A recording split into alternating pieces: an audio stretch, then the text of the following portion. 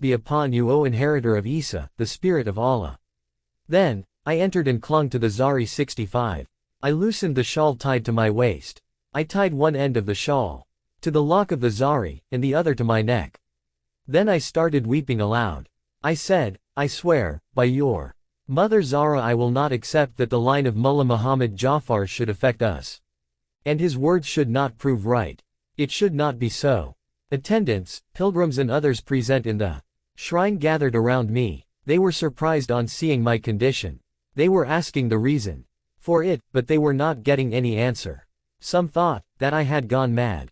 A religious scholar who stayed in my neighborhood came to me, calling me to join in the funeral rites of my son.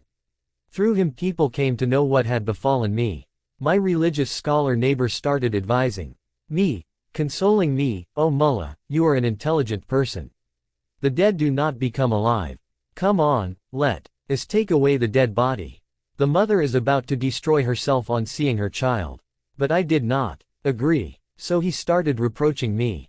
Others also joined him. I said, "Please leave me alone. I have no concern with you all. Why are you troubling me unnecessarily?" People began to ridicule me, and then they went out of the shrine to carry away my son's bier. My condition deteriorated from what it was before. Once again, I started wailing loudly, "I swear by your mother Zara, I will not move from your Zari. I will not come out from your shrine, even if I die. Or that Allah should take away my life, or return my son Hassan to me." I had torn the neck of my shirt. I was hitting my head on the Zari, till it was almost noon.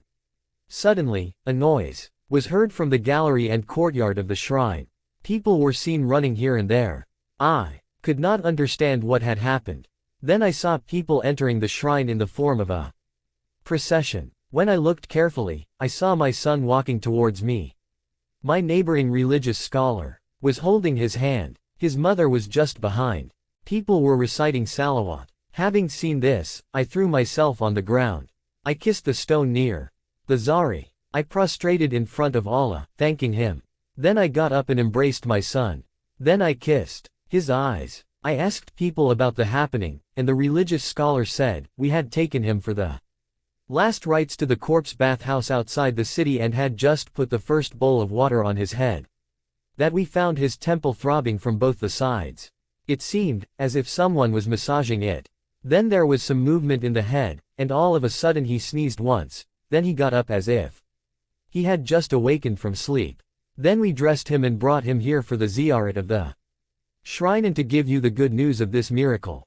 Muhaddith Iraqi says, "We have seen this boy Hassan many a times after that. Today on Friday 26th of Jamadil Awal 1300 AH also, by the wish of Allah, he is alive. Although his father, Mullah Abdul Hussain, passed away a long time ago. If it is said that Allah is more kind to and nearer to humans than he is to any of his creatures, so what is the need of anyone's intercession?" Many Quranic verses and traditions are present in reply to such a notion, but we will be content to mention only two verses. In Surah An-Nisa, it is said, "And O Prophet, had they, when they were unjust to themselves, by not obeying come to you, and asked forgiveness of Allah and the Apostle, you had also asked forgiveness for them, they would have found Allah oft returning to mercy, merciful." 66,196. This honorable verse clearly proves that the Holy Prophet is given the authority to intercede. After the demise of the Holy Prophet in Tafsir Minhaj as-Sadiqeen, it is narrated that Amirul Mu'minin Ali A.S. said, "When the Holy Prophet passed away and we buried him, 3 days had passed that a Bedouin came and sat near the head of the grave. Keeping his head on the soil of the grave he was saying, 'O Messenger of Allah, we heard whatever you said, we believed, but whatever you had brought from Allah, for us, the truth is, that we did not act upon it. The Almighty has said in the book you brought for us. And O Prophet, had they, when they were unjust to themselves, by not obeying, come to you, and asked forgiveness of Allah and the Apostle, you had also asked forgiveness for them, they would have found Allah off returning to mercy, merciful." 67. O Messenger of Allah, I have oppressed myself, now I have come to you, so that you may ask forgiveness for me. A voice came from the Prophet's grave. Allah has forgiven you. In another tradition it is said that those present in the mosque also heard that voice and all started weeping. Prophet Yaqub a.s. interceded for his sons.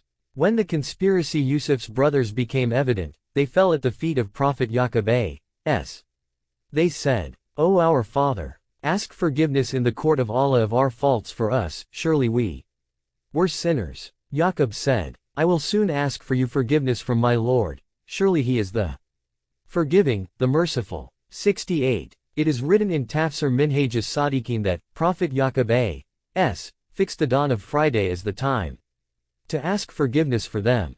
It is reported that, for more than 20 years, on every Friday dawn Prophet Yaqub a.s. used to command his sons to form a row of congregation and he used to pray and ask forgiveness for them and they used to say, Amen.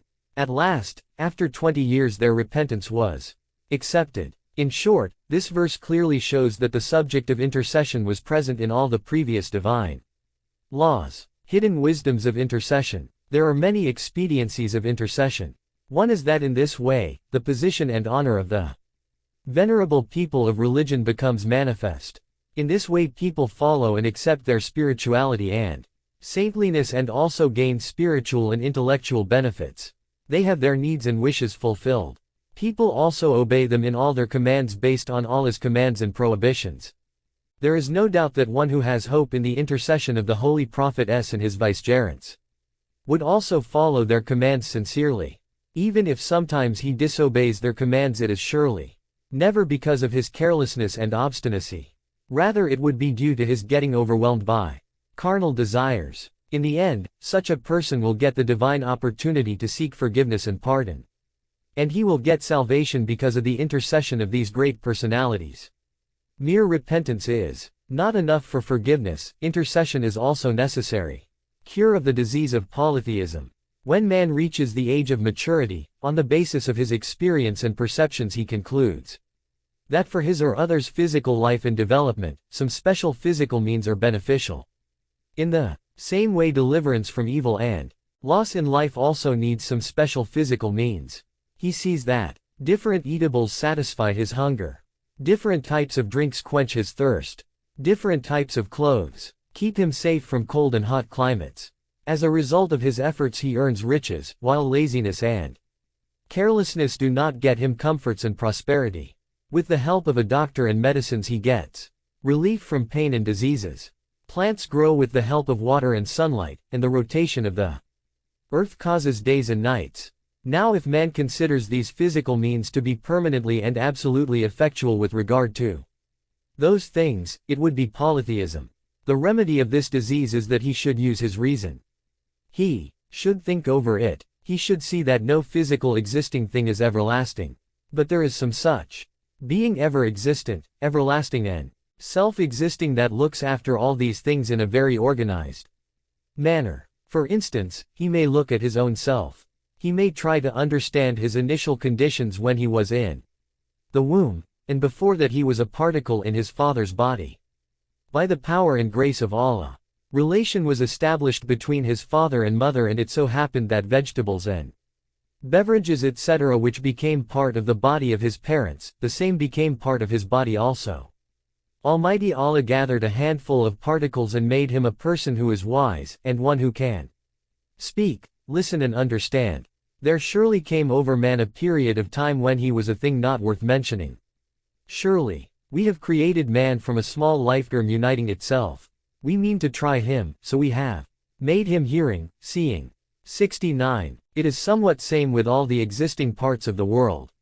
Analysis about them will also show that they have come into existence from nothingness. Hence there certainly is a creator, who brought them into existence and who sustained and nourished them till they reached the present state. Cause and effect. Nothing can come into existence on its own. There is definitely someone who has created it. A creator is a must for every creature. In the same way every creature, after being created and after its coming into existence, has some signs and qualities.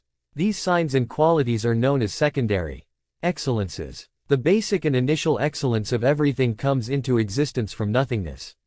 A creator is required for this also. In the same way, for example, the creator has created man who is Hearing and seeing. These senses of hearing and seeing are his secondary excellences. The creator or the cause of these effects is also the one who is the creator of human existence. Effect of the causes. No one can deny the law of cause and effect. If paper burns due to fire, then looking at the burnt paper. And the fire, who will deny the fact that there is connection between fire and the attribute of burning?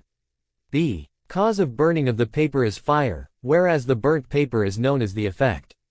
No one disagrees in this matter. If there is any disagreement between the faithful and materialistic people, it is that whether these causes are having their effect on a permanent basis without any concern with Allah, or in fact Allah himself has given the effect to those causes. The disagreement is whether these causes are the real effectors or whether it is Allah. The faithful say that if Allah wishes, he may give effect to the cause, and if Allah does not wish, he can make the cause ineffective. Fire may become blossoms. If Allah does not permit, medicine would become ineffective. If Allah desires, medicine will have effect. If Allah wishes, fire will burn the paper. Therefore glory be to him in whose hand is the kingdom of all things, and to him you shall be brought back. 70. For further details on this subject refer to the chapters of polytheism and despair and greater sins. Man is helpless in creation affairs, which are related to the intentions of man. That is, if man wants, it can happen, and if he does not want, they don't happen. Man's power is limited to that extent. Now this capability is also given by Allah. Even if he breaks a piece of bread, he expends in it the strength given to him by Allah. If Allah takes away the strength, he will not even be able to move his tongue. He will not be able to even slightly move his finger. Though man produces offspring by the will of Allah, if he is told to create a single insect from nothing, he would not be able to do so. He cannot produce something from nothing, and he is helpless in this regard. And you do not please except that Allah please, the Lord of the worlds.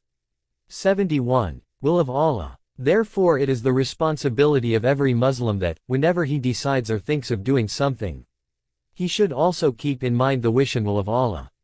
He should remember that though he would perform the task, it is Allah who may allow this work to be performed or not. One should say, if Allah wills, insha'Allah. Therefore, insha'Allah, if Allah wills should be said. That is, if Allah wills I would be able to do this or that. The Holy Quran clearly states, and do not say of anything, surely I will do it tomorrow, unless Allah pleases. 72. The moral conclusion is that, without Allah's will, man cannot do anything on his own. With the expectations being broken. In Najul Balagha there is this famous sentence of Amirul Mu'minin A.S. that I recognize Allah because of intentions being broken, knots getting untied and courages being tattered. Broken. And in Gararul Hikam this is followed by, and one who made his intention sincere for Allah, seeing his afflictions were dispelled, I recognized Allah. That is, failure of intentions is also one of the proofs to recognize Allah. Often it so happens that a person intends to do or not to do something, but suddenly he changes his intention. There must surely be some or the other reason for the breaking of that aim and intention. It shows that there is a power, which is more powerful than man's intentions. A proof to recognize Allah is the untying of knots or solution of problems. This only happens when Allah wills. Hardship and difficulty comes only when Allah permits. Difficulties and problems go away only when Allah commands. Dua Faraj and release of Hassan Muthanna. We shall now relate a historical incident as an example. Walid bin Abdul Malik bin Marwan wrote a letter to Salah bin Abdullah al-Murri, the governor of Medina, that Imam Hassan Mu'taba's son, Hassan, be brought out of prison to the Prophet's mosque and he should be lashed 500 times. Salah brought out the noble man from the prison to the mosque and people assembled. Then he went to the pulpit, to read the order of Walid and then act upon it. At that particular time Imam Ali bin Husayn, Zainul Abidin, entered the mosque. He went to Hassan Muthanna and said, O cousin, supplicate Allah with dua faraj. He asked, what supplication is that? The Imam taught him the supplication, which is as follows. There is no God but Allah, who is forbearing and merciful. There is no God but Allah, who is high and great. Glory be to Allah, the Lord of the 7 heavens and the Lord of the 7 earths and the Lord of the great throne. And all praises to Allah, the Lord of the worlds. After teaching this supplication, the Imam went away. Hassan Muthanna began to repeat this supplication, till Salih finished reading the letter. Then he descended the pulpit to execute Walid's order. Suddenly, Salih said, Hassan is innocent in my view, and for the time being we should postpone executing the order. I would first contact the Caliph. Governor Salih wrote a letter to the Caliph, in reply to which Walid wrote, release him from the jail. Hence Salih freed Hassan Muthanna. 73. Beyond the will of Allah. Such incidents are numerous. Rather, we all have seen many times that no matter how much we try, our intentions are not fulfilled, while sometimes a problem is solved easily. Hence it should be understood by conviction that our heart and that of all the people is under the control of Allah. Allah says in Quran, and know that Allah intervenes between man and his heart, and that to him you shall be gathered. 74. If you could only understand. If man gives a deep thought, he will know by conviction that Allah knows each and every aspect of his life. He is connected to Allah with each breath, and even his aims and intentions are connected to him. Man cannot ever do anything on his own, without the help or will of Allah. O men, you are they who stand in need of Allah, and Allah is He who is the self-sufficient, the praised one. 75. One who believes, having faith, knows that Allah has illumined his heart with effulgence. If he does some virtuous act, he receives help and guidance from Allah because of the purification of his soul. This is true for all the divine blessings. Therefore man should not become arrogant and proud. He should not be haughty. Rather he should remain fearful that by not being grateful that grace may be taken away. It should not happen that some detestable attribute or hypocrisy is hidden in it. It should not happen that he performs some sinful or evil act. It should not happen that Allah might leave him on his own, i.e., Allah may not inspire him to do good and refrain from evil. He may take away his opportunity, tawfiq. It is a must for man to fear Allah and not to be disappointed from his grace as well. He should always show dependence and humility to Allah and know for sure that if he does not leave his attachment with Allah, Allah will never deprive him. Necessary to understand. Hence what is important is that man should feel that he is needful and dependent in the court of Allah in all destined matters as well as the optional acts, which are in his power. He should know that he is indeed a slave of Allah. He belongs to Allah and Allah is his master. Allah cherishes him. Allah does his upbringing and Allah is his sustainer and provider. He is, in all conditions, in the control of Allah and all the goodness rests in the hand of Allah. If a thing is proved true by wisdom, by conscience and by rational argument, and one still doubts about it, then surely the eyes of his heart are blind.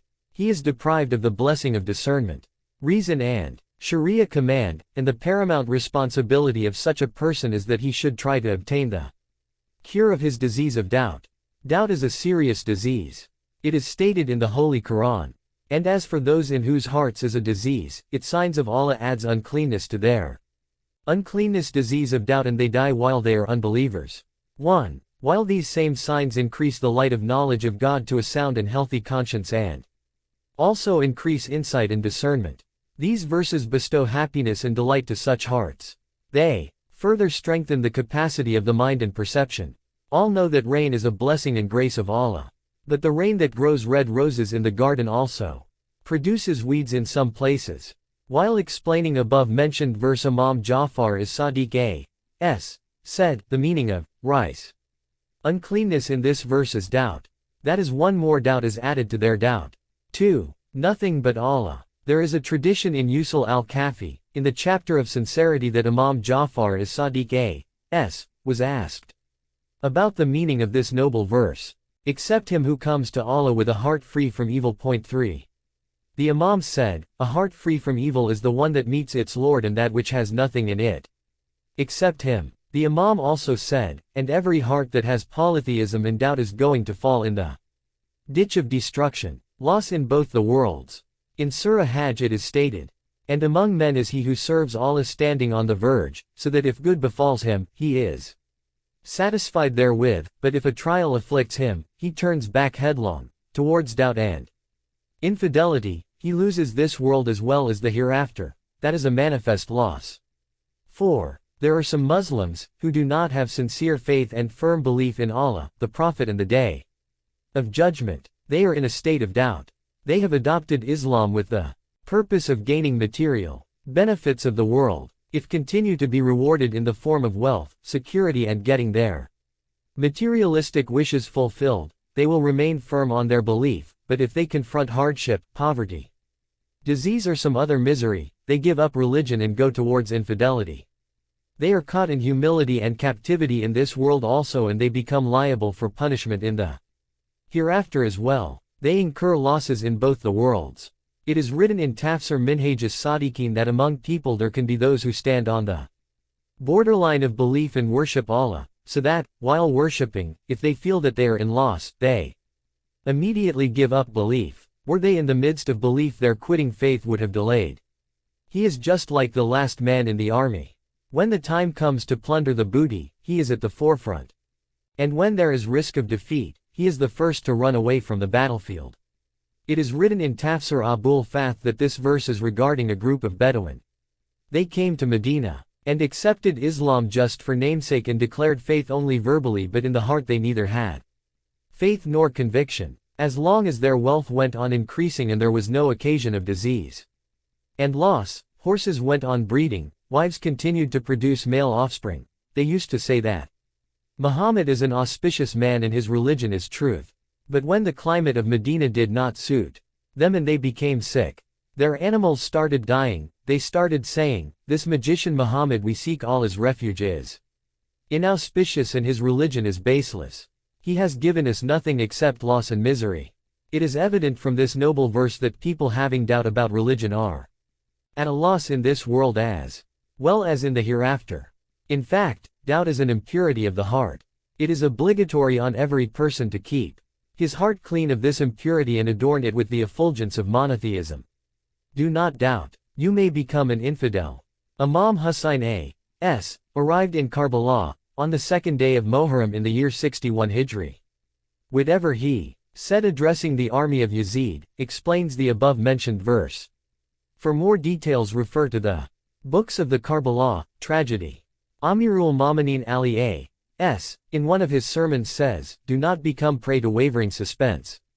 Otherwise your doubt will become strong, and do not get entangled in doubt, otherwise you will become an infidel." Allama Majlisi has said, it means that do not even go near such things that may put you into doubt. Or, maybe it means that you should not become unhappy by what Allah has ordained for you, because such an attitude also becomes the cause of doubt, and wavering and uncertainty are the initial forms of doubt. One who doubts in Allah is an infidel. In the chapter of doubt in Usul al-Kafi there is a tradition that Muhammad bin Muslim says, "I was sitting on the left side of Imam Ja'far as-Sadiq A.S., and Zurara on his right. In the meantime Abu Basir arrived. Abu Basir asked, O Aba Abdillah, what do you say regarding a person who doubts about Allah? Single quote. Imam said, he is an infidel. Single quote. Muhammad bin Muslim says, after that Imam turned towards Zurara and said, if he openly denies, then he certainly becomes an infidel.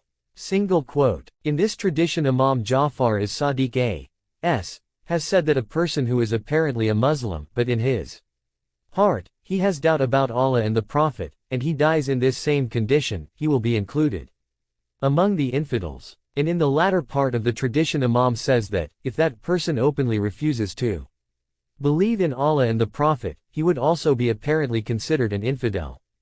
But if one has doubt in his heart but he recites the formula of faith verbally, and does not show his doubt, then he will be counted as a Muslim, though in fact he is an infidel.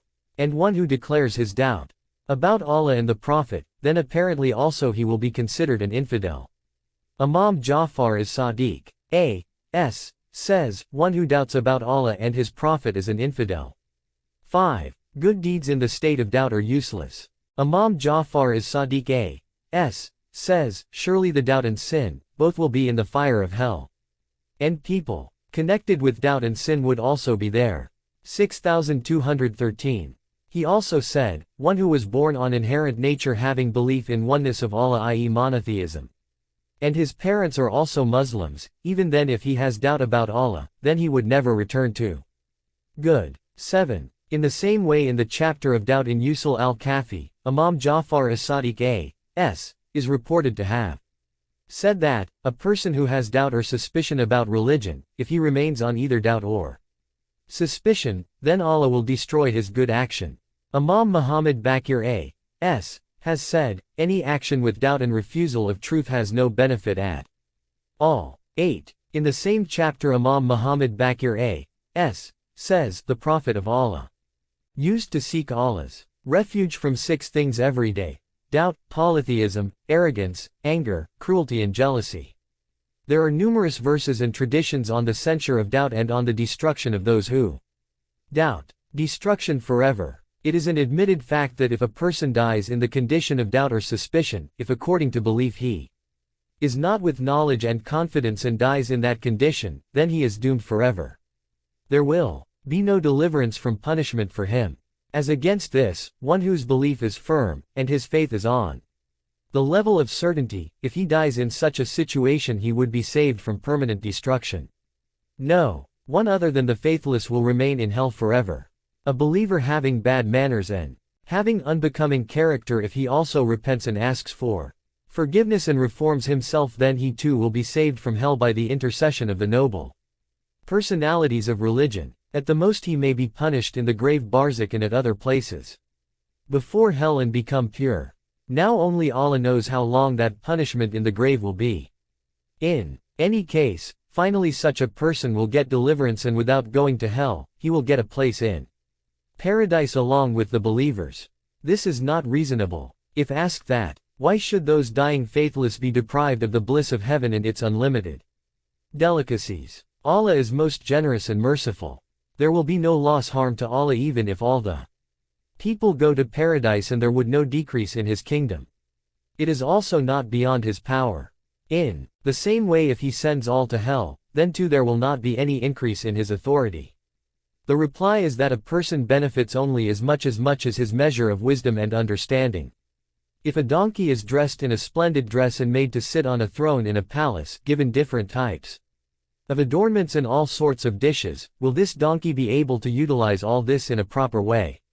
Would such arrangement be reasonable? Definitely not. Wisdom demands that everything and every person should be given a place appropriate to his or her status. People of pure, clean, chaste and exquisite souls should be provided with the blessings of paradise. And if the souls are dirty and filthy, their bodies should be of the same kind and their place should be hell. A faithless person does not have the capability in the first place to enjoy and benefit from the blessings of paradise, just like the donkey as described above.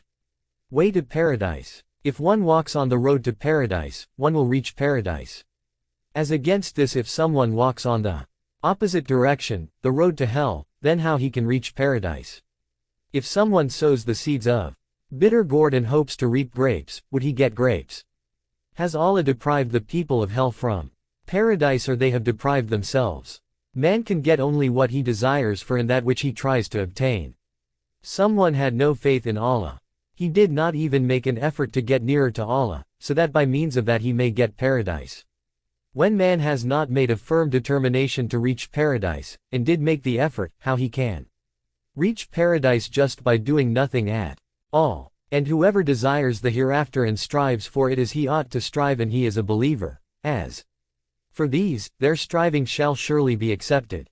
9. Therefore, merely wishing to go to paradise without making an appropriate effort to do so is not enough to take one to paradise. Punishment of the hereafter is not revenge. In the hereafter the criminal sinners will get punishment according to their evil deeds, but that punishment is not revenge. Rather it is the effect of causes.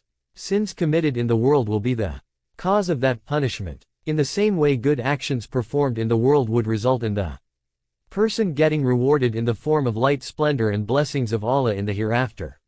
Another misunderstanding is that to punish the disbelievers in accordance to their sins is not reasonable because they did not recognize Allah. If they had recognized him, they would not have disobeyed. If a king moves among the common people in plain clothes, and if someone opposes him because he does not know who he is, in that case punishing him would be injustice. That person may say, "Sir, I did not recognize you." Allah is not hidden from any sensible being.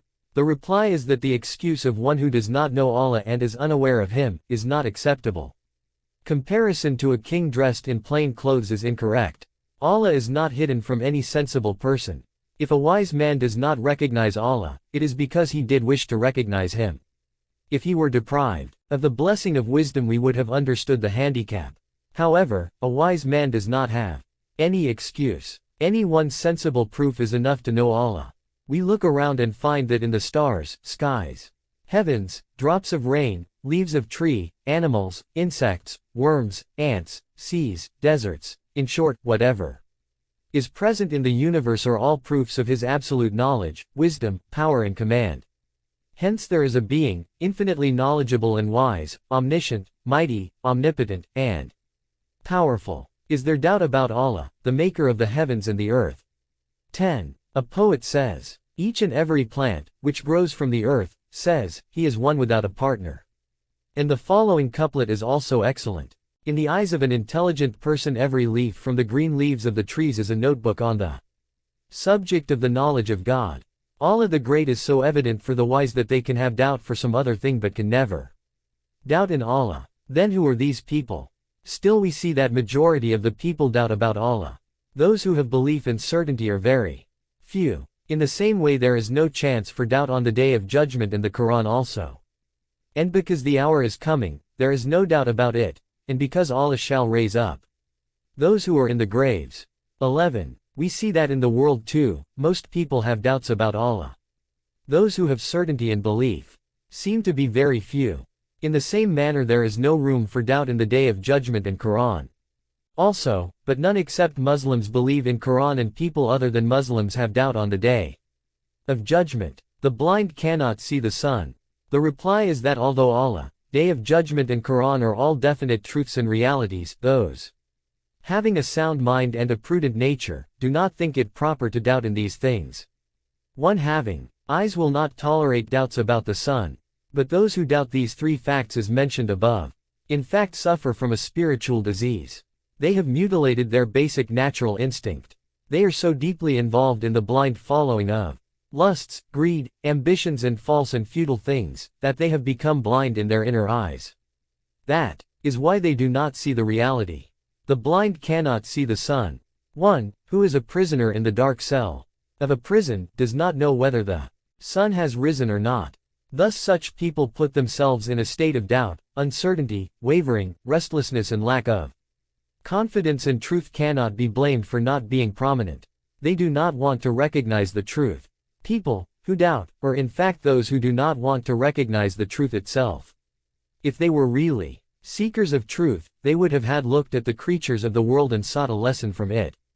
If they had looked at the marvel of the wisdom and amazing power of the Creator of the universe with proper attention, they would never have doubted. A very nice book is there in the hands of those who doubt. Whatever is written therein is also interesting. It is of a very high standard. A very good writer has written it. The printing is also very fine.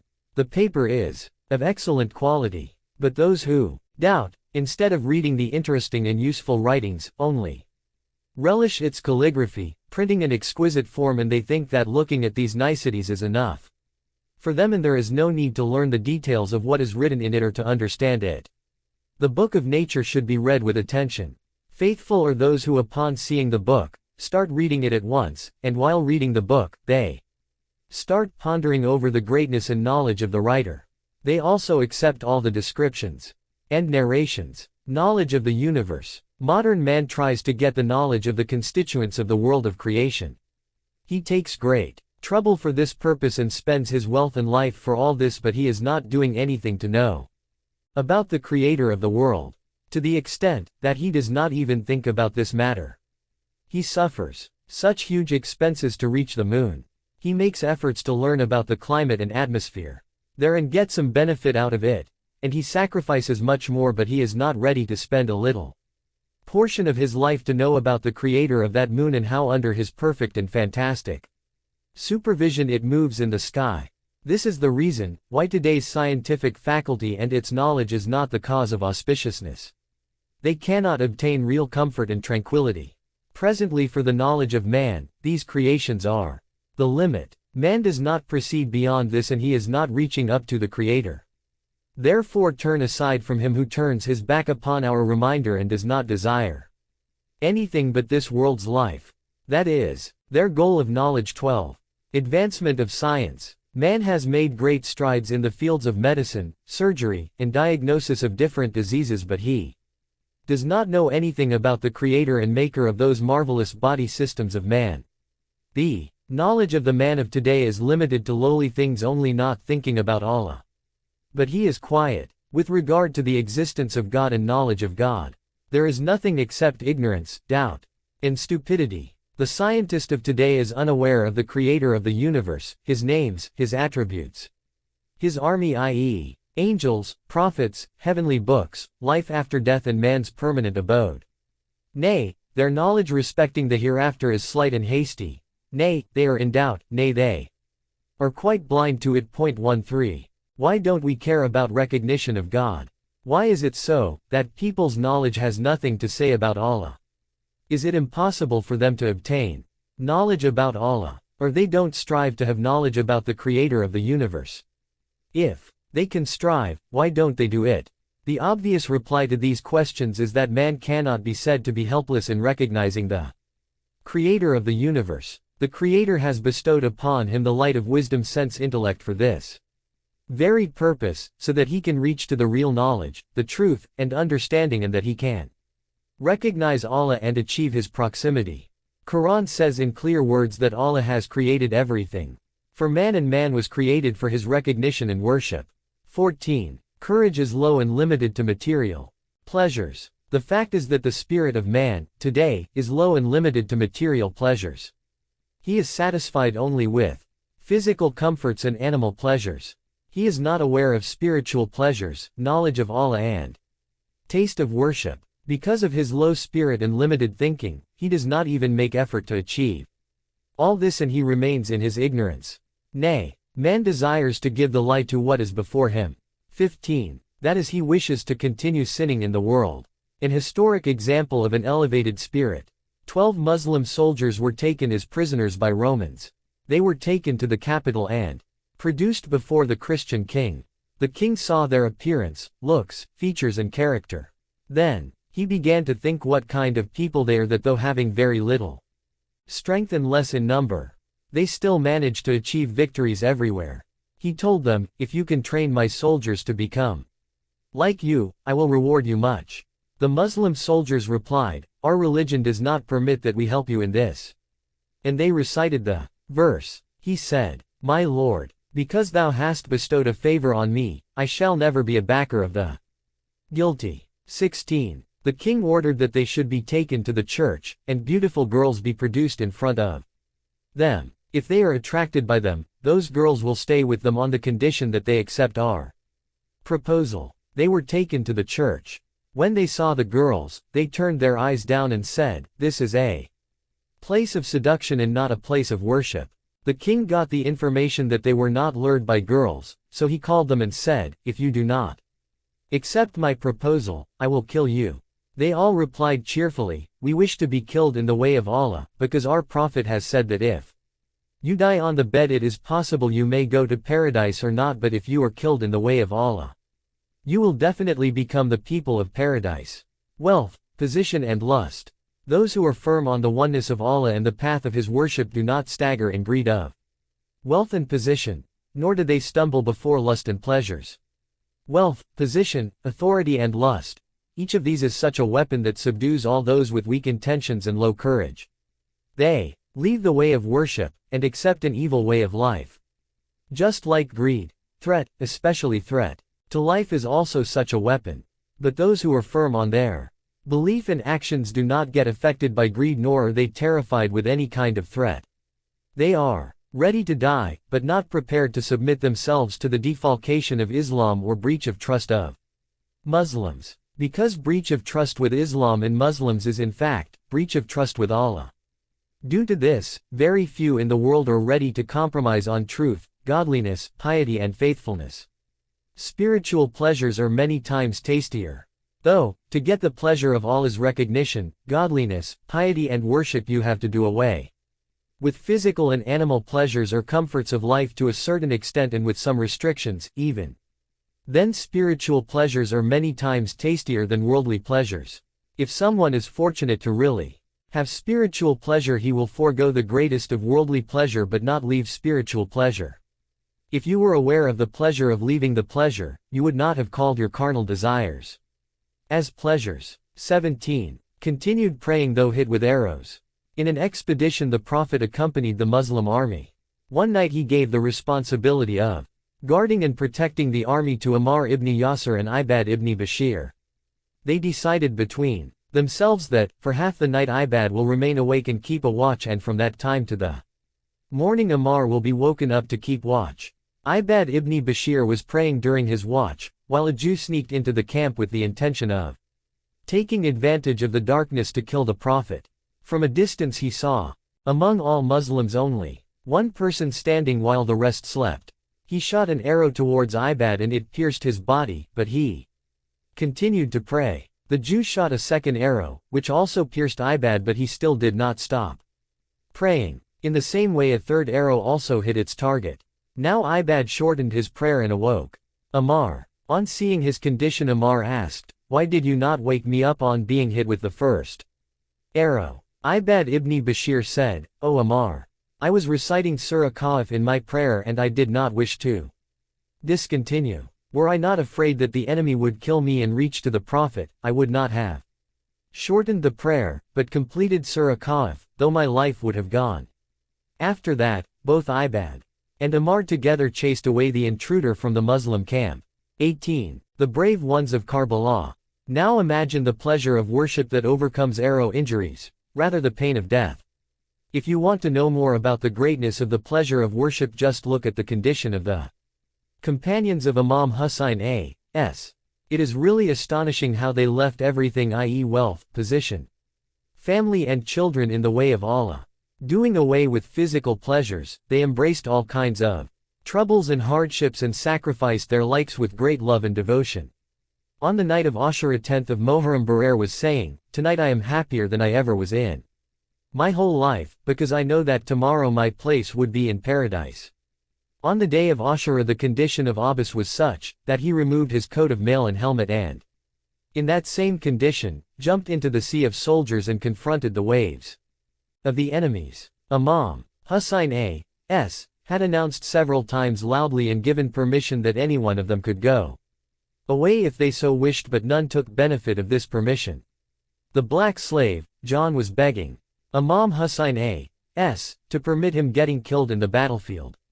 Companions of Imam Hussein a.s. were saying to the effect, "O Master of Religion, even if I carry my throne of excellence up to the Empyrean high seat, then too, I remain a slave of yours. O honorable gentleman, I remain needy of this house of yours.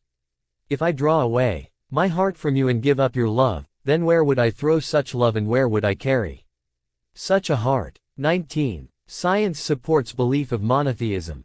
Man should not fall short in gaining the recognition of God and his worship. We must definitely acquire the knowledge of modern sciences, but should also try to have the knowledge of God. There is no contradiction or inconsistency between the two. The two do not negate each other, rather scientific knowledge supports belief in oneness of God. In fact, it increases knowledge and belief in God, helps in recognizing one God and cures doubt. The purpose for the creation of heavens and earth is that man may acquire the knowledge of God. The purpose of all creation is recognition of God. The Holy Quran points to this. Allah is he who creates 7 heavens and of the earth the like of them. The decree continues to descend among them, that you may know that Allah has power over all things and that Allah indeed encompasses all things in his knowledge. 20,227. Everything takes place as destined by Allah and according to his arrangement. It may be life or death, riches or poverty, hardship or comfort, sickness or health. In short, everything takes place according to command from Allah. As there are 7 heavens, in the same way there are 7 earths too. In the book Al-Hayato wal Islam, Shahristani says, 7 earths denote the 7 planets of the solar system: Earth, Venus, Mercury, Jupiter, Saturn, Uranus and Neptune, and 7 heavens denote the skies enclosing these 7 planets. This verse is talking about our solar system. Now, since the interpretation of number cannot become the proof even if there are millions of earths and heavens and there are thousands of other systems like our solar system, then too this verse cannot be refuted. This can be further explained by the example of a person who says, I have 2 horses. Now it could also be that he is having more than 2 horses. Even if he has 100 horses, his statement cannot be proved false because he did not say, I do not have more than 2 horses. For more information, refer to the above-mentioned book, Worship and Knowledge of Allah. And I have not created the jinn and the men except that they should serve me. 21.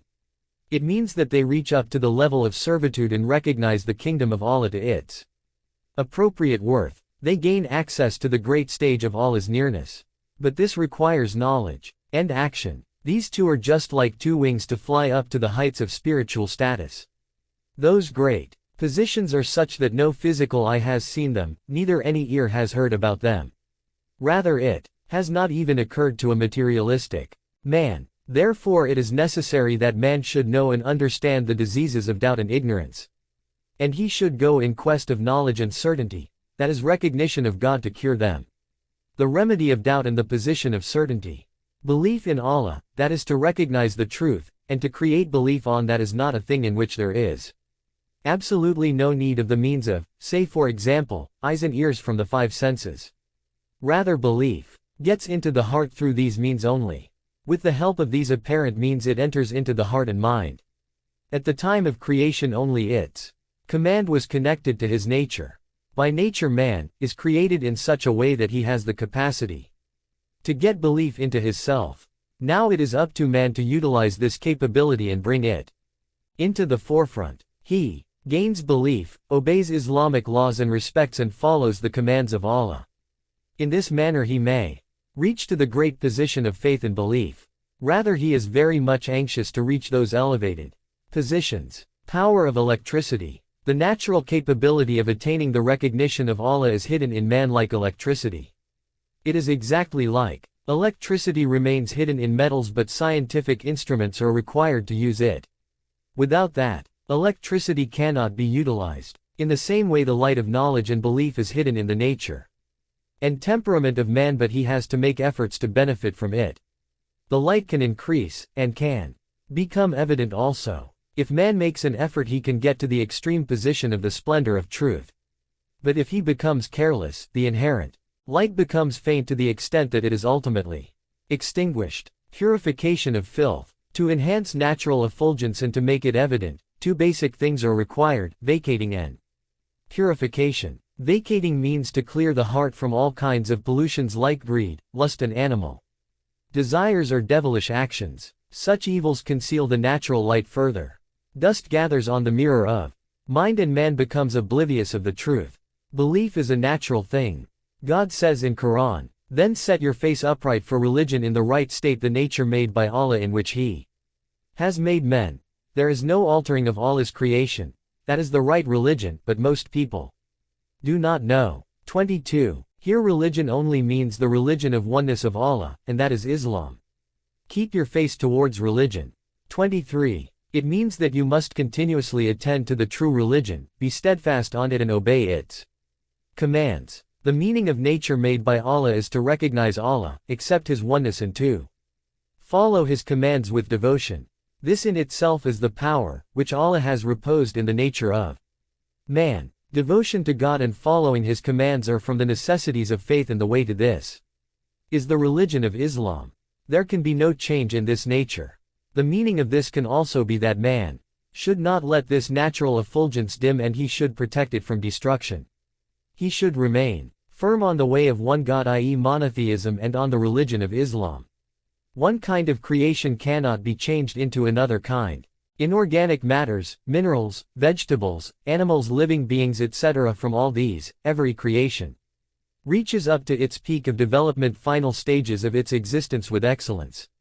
They attain development, but they cannot leave their own species and get themselves changed into some other form of creation. Almighty Allah has given this capability to the grain of wheat, that when it is sown in proper soil and in proper conditions, i.e. when it is given water in proper proportions, the grain can split the ground and come up in the form of a sapling. In that case half remains in the ground as roots and half comes up in form of branches. Grains of wheat multiply greatly, but it is not possible for wheat plant to produce barley or lentils. All this is manifested clearly by Allah and it cannot be changed. In the same way a monkey cannot change into a man. An offspring of a human being cannot be a monkey, neither can a monkey produce human offspring. As Darwin's theory states, firmness on monotheism is an excellence. Progress of man and his excellence lies in that there should be physical and worldly life also along with the provision of everlasting life of the next world. He should strive to get access to these spiritual positions, but one cannot gain this excellence till one is not firm in belief, which is the right path of monotheism, and till the time one is not prepared to follow the commands of the religion of God. A person can attain that excellence only when he with a firm intention and inclination moves towards this path. He should cultivate the capabilities given to him by God and that which is hidden in his self. He should move towards excellence, so that he becomes one having true belief and real recognition of God, so that he may become one upholding the attribute of man. It is evident that the way of monotheism and servitude to God is opposite to the way of beastly acts and carnal desires. To proceed on this way some force has to be applied and great courage is required for this. It is obvious that something can be done only when means are provided. A person can reach his destination of excellence only when he arranges the means for it, and the most important mean is man's intention itself. Till the time he does not keep his intentions in his control, he will remain like an animal. He will remain in the lowest levels of beasts. He cannot think of the destination of humans. Man's intentions are tested in the world. If they are correct, it will cause him to be taken to the position of excellence. It is in the nature of man that he believes in Allah. But he purposely does not improve his intentions. Because of his going against his natural instincts, he allows his carnal desires to exceed the bounds. In the same way he himself becomes an obstruction in the way of development of his nature. Thus he fails the test of his intentions. If man seriously tries, he can definitely gain Allah's recognition. If a person seriously wants to become God-knowing pious and he remains firm on his intentions, keeping all sorts of obstructions away by pressurizing his self, then definitely he reaches up to the destination of Allah's recognition. Many people remain prey to self-praise and ego. They come under the deceit of Satan and wrong notions. They make baseless arguments and just